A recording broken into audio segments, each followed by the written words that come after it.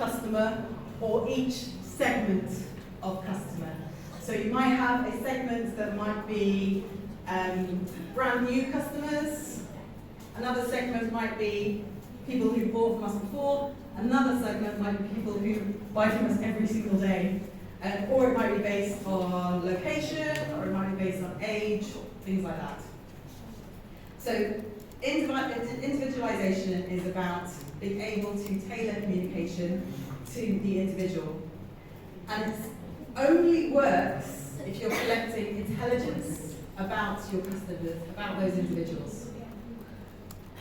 You can also monitor customer behaviour at an individual level, as I said, like if you wanted to, you can literally follow every single customer journey that goes on your website. And your marketer responding with communications tailored to their needs. So what you're going to do is profile customers into segments, and then they'll receive tailored information. And what companies will do, what brands will do, is actually create profiles of those specific customers, and they might give them a name. So you might have, so I worked for the BBC, and we used to have Bob and Susan, I think it was definitely Susan, I can't remember if it was Bob. And that we had a picture of them, we had their ages, their professions, which supermarkets they like to shop at to get their groceries, and what their favourite brand of clothing is. So you'll actually really target people down to that level. And really, the customer now expects a level of personalisation. Today I got an email from a brand that actually I'm going to show you tomorrow, but it was advertising Pokemon kid-related clothing, and I was like, well, this isn't personalised to me, I don't want to buy Pokemon clothes. And it actually makes me feel less likely to buy from this brand, because I'm like, they don't know who their customers are. But that's the thing, so customers now expect the message that's getting to them to be personalised.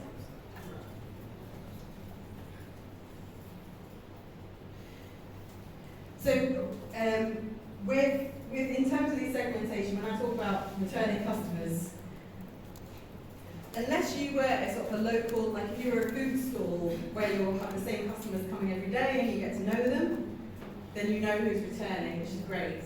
But a bigger brand, like a clothing shop, they wouldn't tend to know who their returning customers were in the old traditional marketing. For digital marketing, you know that information about someone if you're doing enough measuring and analysis. So this is sort of it's new information really in the last maybe over the last decade or so. So interactivity, where you're pulling and pushing between the brand and the customer all the time. It is not about, as I said, it's not about pushing communication at them, it's about having a two-way dialogue, a two-way feedback. But this is something else that the customer expects, and if they don't get it, they can get very, very frustrated. So you will see that some companies on Twitter or X don't respond to feedback, and it can be very, very frustrating for customers because we expect it now. So with these responses as well, you need to interact with your customers, but you also really need to track that communication with customers. You need to be recording somewhere the level of interaction you're getting, the sorts of things that people are saying, because it's no good having all those dozens and dozens of customers complaining about a certain product quality and just treating them in isolation and just apologising to each one or sending an exchange to each one. What you actually need to be doing is saying, okay, how does this affect our business as a whole? So integration, this is about that multi-channel marketing, making sure the different approaches, the different platforms that you're using are all working together to get the same messages across. And this is about understanding where your customers are seeing your product, your brand, offline and offline, and where they make decisions on that journey. So in a bit we're going to be looking at a framework that shows the customer journey and different touch points that a customer might have with your different platforms. But during a buying process, someone might see a shoe in the shop but not be ready to buy it, so then go and look online to see how much it costs on the website, and then they might go and look at reviews of that shoe to see if it's any good. I mean, some of you might just literally just buy the shoe, that's fine. But some people might not have much room left in their closet for their shoes and really want to put a lot of thought into it. But yeah, and then they might buy the shoe online, or they might go back into the shop and buy it physically. So it's about understanding the customers have different touch points before they make a purchase. And I say that sometimes sometimes it might be about something that's a really big purchase, but it might also be about those very small purchases as well. A customer doesn't necessarily reserve all of that whole process for things that cost £1,000. I have no idea how much that is in Dom, I'm afraid, but it's a lot. And because customers expect this now, because you know that you can find out lots of information about a product or service online, it's something that businesses really need to expect. I mean, there are bookshops in the UK which sometimes have notices up saying, don't browse our books and then go buy them on Amazon. But it's no good just telling customers that they can't do that. You need to provide a reason for them to buy it from you. Because if you can buy something much more cheaply from Amazon, then what you want is to try and foster that customer relationship to make sure they're going to buy it from your shop instead.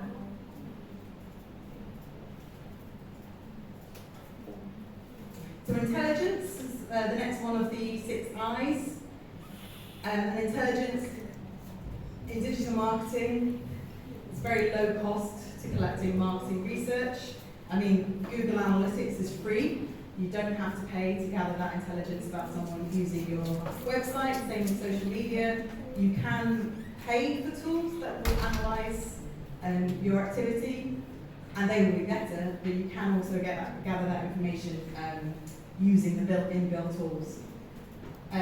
So as part of your assessment, intelligence is a really key part of it. It's about understanding how you're going to be gathering that intelligence about your customers and your activity.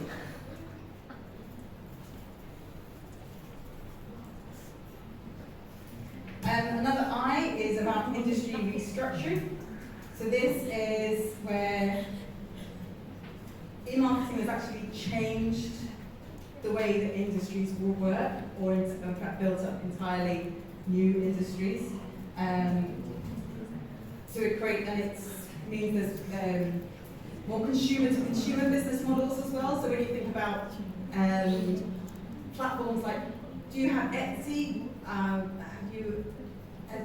So Etsy is it's a global marketplace where you might create something and then sell it directly to other people. Or of course, eBay or Amazon Marketplace or other marketplaces, Facebook Marketplace, things like that, where consumers can bypass the brands entirely or bypass all the middlemen and just go straight to consumers. So it can change the way that industries work. Taking away those distributors, those brokers, that should say linked, by the way, not blind. So taking away those people that previously linked the company to its customers, and creating those new intermediaries, so like eBay and Etsy. And then this is perhaps the most important one. I think it's independent of location, where you here in Vietnam could be selling things directly to consumers in Leeds in the UK. It doesn't matter where you're based, as long as you can, like if it's a physical product, as long as you can post it to anywhere in the world, then you can have customers anywhere in the world. If your product is something digital, then there's no barriers at all. You don't even need to be able to post things. So it's completely changed the way that companies can focus their operations. But that also provides a lot of challenges, because your company might be accessible to anyone all over the world, but you might only be focusing your marketing on one place, and then the rest of your customers around the world might suffer. So things like, as well, if your customer service team, if your customer service team is only available from 8 a.m. to 8 p.m. your time, that might mean that customers on the other side of the world can't get hold of you when when they're in a different time zone. So independence of location is incredible. It provides incredible opportunities for brands, but it also provides those challenges of making sure that you can serve those customers. So yeah, previously, you'd only really be able to, so if we think about a shop, a physical shop, you'd only be able to serve markets in places where you can physically open a shop. Or cars, you would have like a local sales force in different parts of the world trying to get people to buy cars in those locations. But now, you can reach everyone. But it is really key to make sure that we can fulfill our customers' needs. But it also means as well, in terms of specific and niche products. So if someone wants something that can only be produced somewhere in the world, they can now access that. You don't need to find a supplier locally. And that's obviously why Amazon is so successful. To supply anything to anyone, anywhere. So I mentioned this earlier, this is the framework that will show you the different touch points that a customer might have from beginning to end of their journey. So what we have here, let's get very close. This is separate to the 6 Eyes, so that was the 6 Eyes, and then this is called the RACE framework. So, at first, they might have seen a bit of print advertising, they might have seen a display ad on a website, an ad might have appeared when they searched for something else. So those might be the first ways a potential customer interacted with your brand, or saw your brand, became aware of them. That could also be done using SEO, so someone knows they want to buy some red trainers, but they don't know who they want to buy the red trainers from, or what brand they want.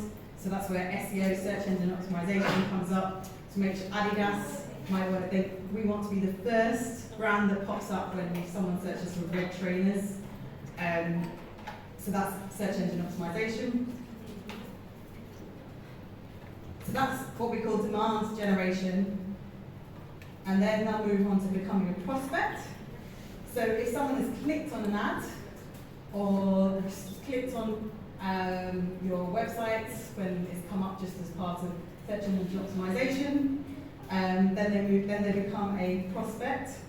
They might even go into your database of customers or potential customers. They might hit a landing page on your website. Then they might go, okay, I'll look at the rest of the website. End up on the home page, then a particular product page. You might then think, right, I'm going to send another advert to them. That's called remarketing. And that's not you as a physical person deciding that. That can all be built in at the start in Google, for example, with Google Ads. And they might speak to live chat or a chatbot.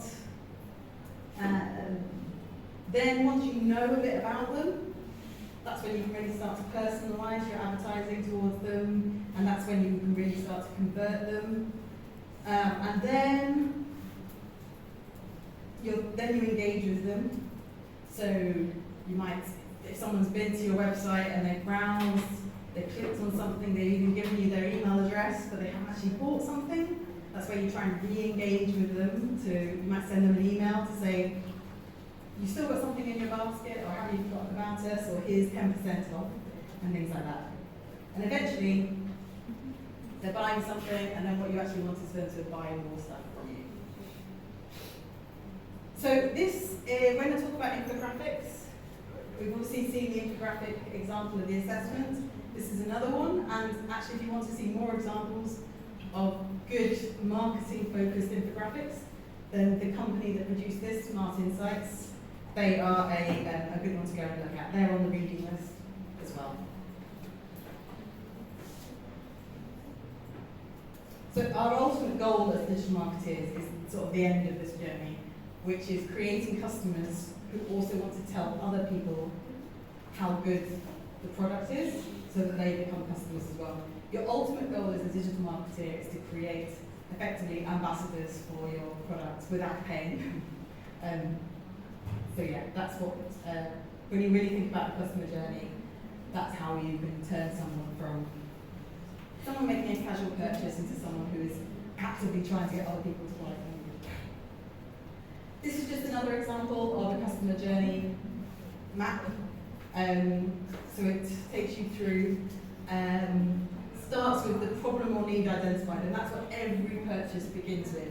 People don't think immediately, right, I want red trainers just because I want red trainers. There's a purpose or a need, a reason why they want them in the first place. It might just literally be, I want my feet to stand out. But anyway, everything starts